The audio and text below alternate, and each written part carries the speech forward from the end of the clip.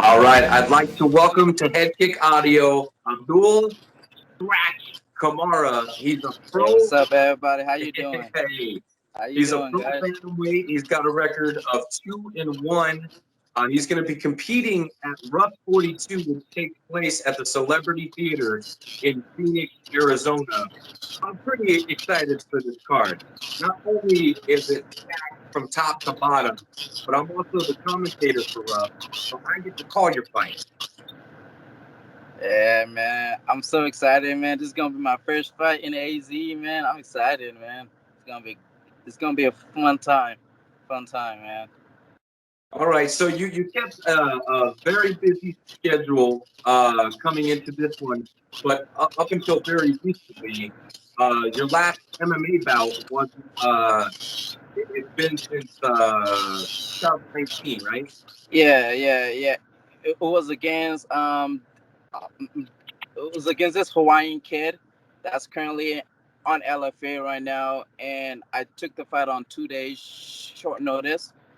Trying to take that chance to see if I can climb up, and I charged myself against a tough opponent, and those 2 days kind of made a big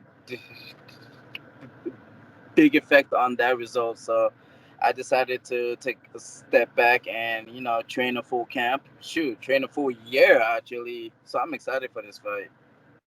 So did you take this time that we had the quarantine to sharpen your skills? Oh yeah, cause I came here about 1 year ago was when COVID was starting to get pretty bad, and I decided to talk to my family, and I told them that I gotta take this sport a lot seriously. So we just packed up everything and we moved over here. And when I came over here, like I've improved tremendously. Like I'm not the same fighter I was when I was in Oregon. So now it's like I'm excited to come showcase all my new skills, and I'm training. I'm training with killers in this gym, man. I'm truly blessed, man. Well, the gym is the lab out in Yeah. Springdale, Arizona, and he trains with the likes of Marcus McGee, who's going to be headlining this card, which is outstanding. You guys, the 35 division, right? Especially with the talent that you have over at the lab, because Marcus isn't the only guy in there. Who's helping you get ready for this, man? Man, man, just like I told you, man, I'm truly blessed to be here because we got a stacked team. I mean, we got Kyler Phillips, who is the number 14th in the world. We got O'Malley, Trigger Sean, and then we got Mario. We got Benson. We got a lot of guys, man, that are top caliber to help us bring everything to the table. Because training with them, I've seen every possible style, so I'm not gonna get shocked at whatever this kid is gonna bring at me because I've trained with the best. So that kind of scared nervousness, it's not there no more because I've trained with the best guys in the world. So yeah, I'm excited, man. We got a lot of guys in this gym, man. It keeps you humble. It keeps you humble too, man. Absolutely. Now, let's talk about the opponent just for a second, okay? Now, what does Caleb do well that we got to pay attention to in this fight? Huh? What does Caleb do well that we got to pay attention to in this fight? Well, I've kind of found a few things out about him. I'm just assuming he's not really going to bring too much to the table that I haven't seen before. I'm assuming he's just going to be really strong, but I'm also very strong too. So I don't think the strength is really going to play an issue to it. And it's going to come down to who's more technical and who has more heart. And I already know I got the heart of a lion already. So it's hard to really break me mentally. It's hard to break me. So my goal is to try to break him. As soon as he breaks, man, it's gonna be a good show. It's gonna be a good show. Well, again, I'm very excited to get all the action. I'm excited to have you on the show. I can't wait to see these fights. It's going to be a great night. Now, let's talk about your journey into MMA. Because before we jumped on here, you're telling me that you lived in Vancouver and competed and trained in Oregon. But originally, you're from Africa. So let's talk about that and then how you got into. Okay, so I came from Africa when I was 8, and I was a track star all the way up to college. So I ran track. I received a full ride scholarship to do track, and I actually have no idea how I even came into MMA because I have never fought in my life. I've never been in no street fight or none of that. I just had an argument with my little brother this one day at a party. I told him he can't drink alcohol because I don't drink. So he got mad at that, and then he actually swung at me, and then I slipped that, and then I gave him a hook, and he dropped. And at that time, he was already 5-0 as an amateur. So he was the fighter. I had no idea I was the fighter. So because I dropped him, 2 weeks after that, I joined a gym, and 2 weeks of training, I had my first fight, and then our first year I went 8-0, and then I figured, well, I guess I'm a fighter. That's how we all started, and then I just challenged myself with the toughest guys because I could have turned pro after my first year because I climbed up on papers. I was 8-0, so it was good. But I was honest with myself, and I said I don't have no skills, no technicality, and I decided to stay another 4 years as an amateur. Just challenged everybody, like anybody who was trying to fight me, I fought. The coach pretty much was responsible to tell me we're not gonna take that fight because if he asked me, I'm taking it. So I was that kind of fighter. So yeah, man, it's been a long, interesting journey, man. I'm just trying to train hard, fight easy, so it could all pay off in the future, man. Okay, well, this is your first fight here in Arizona. Now, again, originally from Africa, lived in Vancouver, fought in Oregon. Now, how do you feel that the training here has made you a better fighter? You know, we've got dry heat, we've got, you know, sun like 24/7. You know what I mean? So, how has it been different? Because I know out in Washington, there's a lot of rain, there's a lot of clouds, there's Yeah, a lot of humidity, all that kind of stuff. So, how does it differ here? And has it made any improvements? man, it has changed a lot because when I was in Oregon, I had a job where I was pretty much at my job almost 80 to 100 hours a week. So I never really trained. I probably had like a 2 week training camp, or I don't have a training camp, and I'll just go fight and I'll fight. And I figured out that, well, I knew I was talented, but I wasn't training. And I told myself I was going to see how far I can take it before I got to make a decision like taking my stuff and packing and coming over to Arizona. So I really wasn't training, and I ended up like winning my 2 pro fights, and then I took the last fight on 2 days short notice, and he beat me, and then that's when I decided to make a change. So the fact that I came over here, and it's like this gym is amazing because it's like they legitimately hold you accountable to be at practice every day. If you're not at practice, you're not gonna be on the team because there's too many killers, and you're not really. I mean, it's cool if you come. I mean, he only wants people who really want to be there. So if you want to be there and you're chasing the same dream, this is a perfect environment, man. It's been a blessing. It's hold me accountable. I've improved a lot on my all-around game, man. Like I'm excited because I'm actually like I'm a fighter now instead of just an athlete. So I'm very excited for that, man. 100%. And what made you settle on the lab? Well, I was online, and my older brother actually like lives in Chandler, so he was a he was a main reason I came over here. But I had my options on either come to the lab or go train over at Team Alpha Male. But I didn't really want to go over to Team Alpha Male because California is too expensive. So I decided to come to AZ because it's cheaper. And then I came over here and I realized I was training with the former UFC champion. And then we also had Jared Cannonier. And I had access to all of them within my hand's reach. So, I mean, I was like, man, I can ask these people questions. I could pick their brain apart and they can teach me a lot. And which is exactly what they've all have done to me. They've accepted me with open hands. They've taught me so much. Like this is the first time I'm actually coming into a fight truly confident in my ability and not really trying to depend on my cardio because I wasn't training. So I gotta like get cardio for the first few weeks in order to feel confident. So I'm truly confident for this fight because of all of them who've been helping me along the way since I came here. Absolutely. And who's going to be in your corner for this fight? Huh? Who's going to be in your corner in this fight? And honestly, I know Coach John Crouch might be in my corner. Probably gonna be in the corner. And then I got probably Randy. Honestly, I don't really know who's gonna be in my corner. All I just know is all my coaches can be in the corner, and I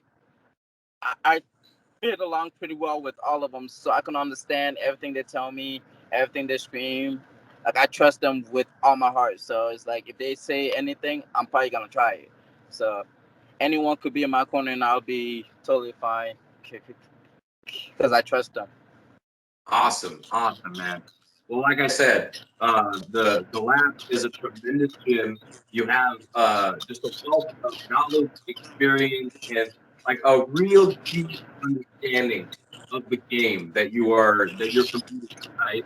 So I think that's probably a really good place to really dig in the way that you Mm-hmm. have and just learn from everybody around you. I mean, Exactly. think of it this way: like Marcus, he's 2-0. Mm-hmm. But man, the guy just competes at an extremely high level, and I think it's due to where the man trains.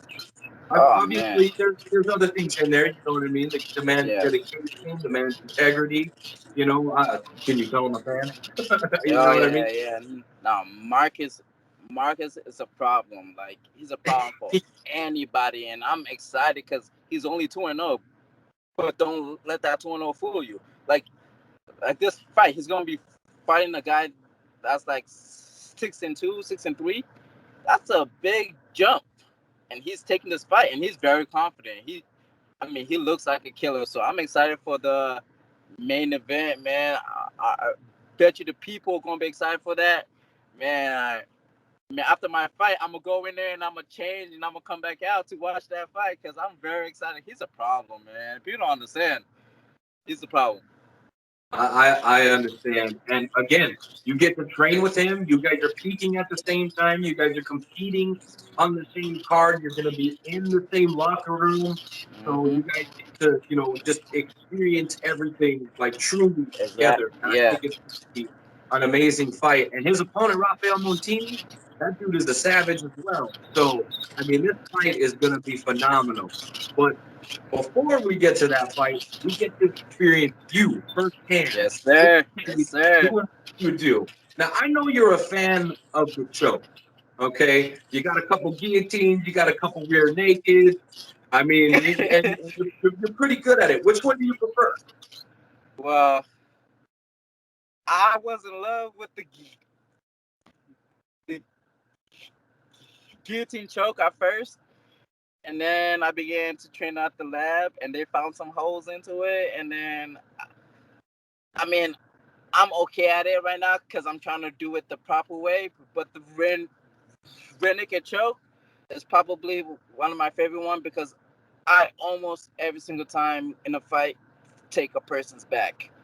It's just about me finishing the fight from the back because when I was in Oregon, I took everybody's back, but I just didn't really I just didn't really have the skills to finish the choke. But now that I'm training pretty much on my ground game, a lot more than my boxing, which is crazy because I hate the ground. But the fact that I came over here after training with John Crouch, like he just teaches it in a way to where I love it now, and I love coming to like jiu-jitsu practice, and it actually starts my day now. Like it's like every time I come to practice, I'm in a smiley mood. I'm in a good mood. I'm over here like I'm becoming a ground fighter now. So yeah, it's pretty cool. Okay, I like the RNC though, for sure. Right on. And both are, you know, if the guy knows how to defend, I mean, you have to execute perfectly. So, I mean, there's, you know, taking a guy's back and having to, you know, fight the hands and, you know, trick the guy into giving something up and, you know, taking advantage of the position. And then the guillotine is, you know, there's a lot to do with the handset, which a lot of people can't see.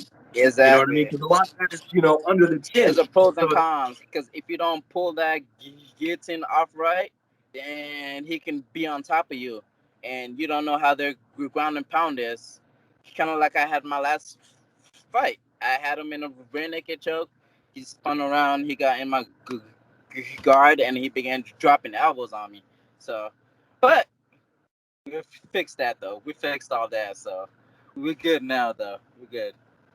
okay, so in your time off from competing in MMA, you took a boxing bout, and you just told me you competed on the Roy Jones Jr. Yes. undercard. Yes. So talk to me about that experience. Well, after my first year as an amateur MMA fighter, I was 8-0, and then it started to get too hard to find opponents for me. And then I wasn't having any opponents, so I was like, man, I'm just gonna go over to amateur boxing. So I literally spent 2 years as an amateur boxer, and I was training with like top prospects already, so I was already getting my ass handed. So all that experience over those 2 years have built my confidence when it comes to the striking part of my game. So yeah, I've received a lot of cool opportunities. I fought on the Roy Jones Jr. undercard, so that was pretty cool. I fought against a 4-0 prospect because in MMA, like they usually try to bring you in just so you can get beat up, but every time they bring me in, it's never an easy fight. So it's like I legitimately give myself a chance at any of those fights. Like my first fight was against a guy that was 5-0 with 4 KOs, and obviously they paid me enough to take the fight, but it was a good fight, and it was a good experience, man. Like I've been there with all the top guys, so training here at the lab. I mean, it's crazy because I legitimately get to train with all the guys who are at the top. Like I get to train with Kyler, Casey, O'Malley, Mario, Jared, Benson. We got Mike Hamill. We got David. We got so much arsenal in this gym. I just take it all in and I just enjoy the ride, man. It's a blessing. It's a blessing, man. 100%. Now, at RUF 42, which takes place July 31st over at the Columbus Theater in downtown Phoenix, after the announcer says your winner and the referee raises your hand, Abdul Kamara, what are we going to celebrate the victory means? How are we going to celebrate? Well, I'm probably gonna have to find a spot that's open 24 hours because this is gonna be the first time I'm gonna have my kids come to a fight to watch me fight. So after the fight, I'm gonna try to go find some place with ice cream or some candy or anything like that, and I'm gonna spend some time with my kids, and then hopefully after the fight is over, I could take them to a park to just spend some time because it's been a long road, lots of ups and downs with my training. This is just to like like tell them that I appreciate them for being patient with me because I'm grinding every day because I'm trying to find a way to help provide for my family. So I'm just gonna spend some time with the kids, man. That's awesome, man. That's awesome. And who can argue with ice cream and candy, right? Yes, sir. Yes, sir. Appreciate you, man. And I mean, we see you constantly. If you follow Abdul on social media, you see him working, even Yeah. when he's with the kids. You see him putting in work. Yes, So sir. again, it just adds a little bit more flavor and a little bit more excitement to people that want to come in and see you Exactly. put on a show. So again, very excited. Now, for people that want to follow you on social media, how do they follow you? What are your Um, well, you can follow me on Instagram at the Reborn King 135. Reborn King 135 because I was the king at 135 pounds. But then I had to go through a lot of ups and downs. Came over to train at the lab, and now I'm back again. I'm back again, and I feel reborn now. So I'm very excited. So if you ever want to follow me at Reborn King 135, that's how you can follow me. Awesome. And then you've got a fighter code that people can enter when they're buying the Yeah, yeah. on that. All right. For all my people in California, Arizona, and Oregon, even Vancouver, if you want to check me out on pay-per-view, just put AKAMARA on the little promo thing, and a little bit of percentage will come back to me because you know how it is to be a fighter chasing your dreams. I really appreciate all the support for everyone who shows me the support, and I just want to let you guys.